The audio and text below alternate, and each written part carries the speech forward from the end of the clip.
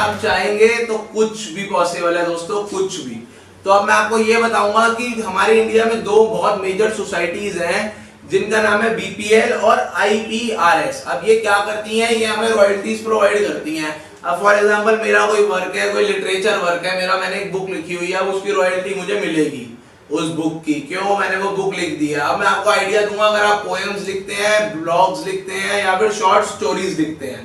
तो दोस्तों आप इन तीनों चारों तरीकों के अंदर उन सारी चीजों को कंपाइल कीजिए, एक बुक बनाइए, उस बुक को एक बढ़िया सा नाम दीजिए, उस बुक के ऑथर बनिए और उस बुक के थ्रू एक कॉपीराइट लीजिए। अब उसके लिए आप क्या करेंगे, आप एक पब्लिकेशन में जाएंगे, उनको बोलेंगे भैया हमारी बुक छापिए, वो आपसे जैसे भी डील करेंगे, उसके बाद आप एक अपनी बुक छपवाइए जिससे कि आपको रॉयल्टी मिले कल को आपके काम की। क्यों, एक छोटी मोटी चीजों में काम रखने से आपको रॉयल्टीज कभी नहीं मिलेंगी, कुछ नहीं मिलेगा दोस्तों। आपको मिलेगा तभी जब आप उस चीज को आगे बढ़ाएंगे, और जब आप उस चीज को आगे बढ़ाएंगे तभी आप उस चीज को करेंगे। समझ रहे हैं आप मेरी बात दोस्तों? अगर आप एक एप्लीकेशन बनाते हैं और उस एप्लीकेशन का आप कॉपीराइट चाहते हैं, तो आपको उस एप्लीकेशन की कोडिंग का कॉपीराइट लेना पड़ेगा, ना कि आप उस एप्लीकेशन के स्क्रीनशॉट्स या फिर इंटरफेस का कॉपीराइट लेंगे। आप किसका कॉपीराइट लेंगे, उसकी कोडिंग का। अब यही बात रही मेलोडी की, तो अगर एक मेलोडी की बात की जाए तो मेलोडी के अंदर भी नोट्स होते हैं म्यूजिक के, तो उन्हीं के बेसिस पे वो चीज मिलती है। अब मैं आपको मेजर बात बताऊंगा, जो आपके बहुत बड़े बड़े सॉफ्टवेयर्स होते हैं, क्योंकि आप सब म्यूजिक प्रोड्यूस करते हैं, उनके नाम भी आपको ही पता होंगे, बट वो जो सॉफ्टवेयर्स हैं ऑटोमेटिकली आपकी चीजें सेव कर लेते हैं on the very first point जब आप उनको क्रिएट करते हैं। आप मेरी बात समझ रहे हैं? अब इसके अलावा मैं आपको एक बात बताता हूं, जब आप सोचो आपने एक शायरी लिखी, फॉर एग्जाम्पल, पढ़ रहा हूं इश्क की किताब है गालिब, पढ़ रहा हूं इश्क की किताब है गालिब, अगर बन गया वकील तो बेवफाओं की खैर नहीं।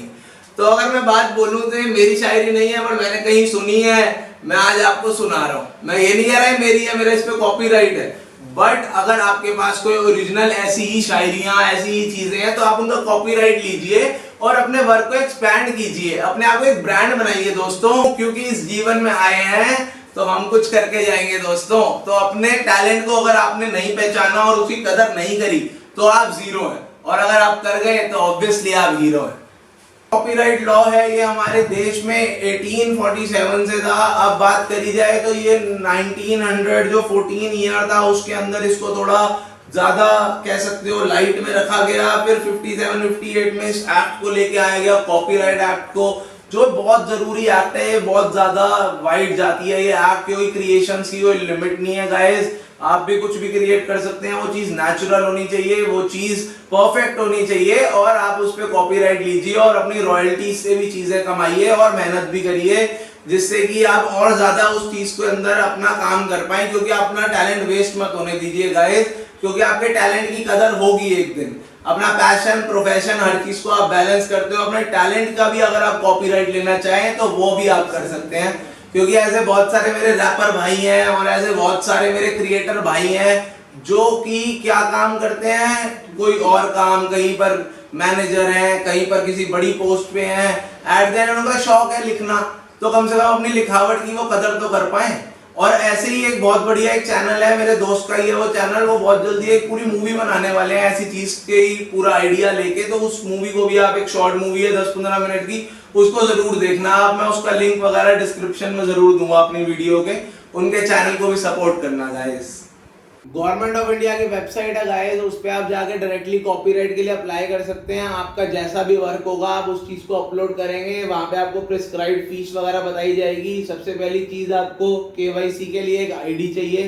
आपको पावर ऑफ अटॉर्नी चाहिए अगर वो किसी और का वर्क है, नो ऑब्जेक्शन सर्टिफिकेट चाहिए। जैसे जैसे जो जो चीजें प्रिस्क्राइब्ड है उसके अंदर आप डालेंगे तो वो आपको एक डी नंबर दे देंगे, डायरी नंबर। अब वो डायरी नंबर के बाद आप 30 दिन बाद अपना स्टेटस चेक करेंगे, तो वो आपको जो भी उसका स्टेटस होगा 30 दिन के अंदर ही कोई ऑब्जेक्शन है या नहीं है, जैसा भी ऑब्जेक्शन है उसको आप रेक्टिफाई करेंगे चीज को, और उसके बाद आप डायरेक्टली 6 महीने बाद एक सर्टिफिकेट प्राप्त करेंगे जो कि होगा सर्टिफिकेट ऑफ योर कॉपीराइट। उसके बाद अगर आपका वर्क कोई इंसान यूज करता है या फिर आपका वर्क चोरी किया जाता है तो आप उसके खिलाफ केस भी कर सकते हैं दोस्तों। और आपका अगर आप एक आर्टिस्ट है तो हाँ बहुत ज़रूरी है ये वीडियो देखना आपके लिए, क्योंकि आपको अपने काम का कॉपीराइट कराना आपके लिए ही ज़रूरी है, किसी और के लिए ज़रूरी नहीं है वो दोस्तों। आज मैंने जैसे आपको आपके एक बहुत ही बेहतरीन राइट के बारे में, कॉपीराइट जो कि बहुत ही ज़रूरी है अगर आप एक आर्टिस्ट हैं या फिर आप एक प्रोड्यूसर हैं आपके लिए, तो ये चीज़ मैंने आपको बताई है। अब आपको मैंने इतनी नॉलेज दी है तो आपका भी एक फर्ज बनता है कि मेरे चैनल को ज़रूर सब्सक्राइब करिए और ज़रूर कमेंट भी करके जाइए मेरी वीडियोस पे, कि जिससे मैं आपको आगे आने वाले टाइम में और ज़्यादा अच्छा और ज़्यादा बढ़िया काम करके दिखा पाऊँ। Thank you so much.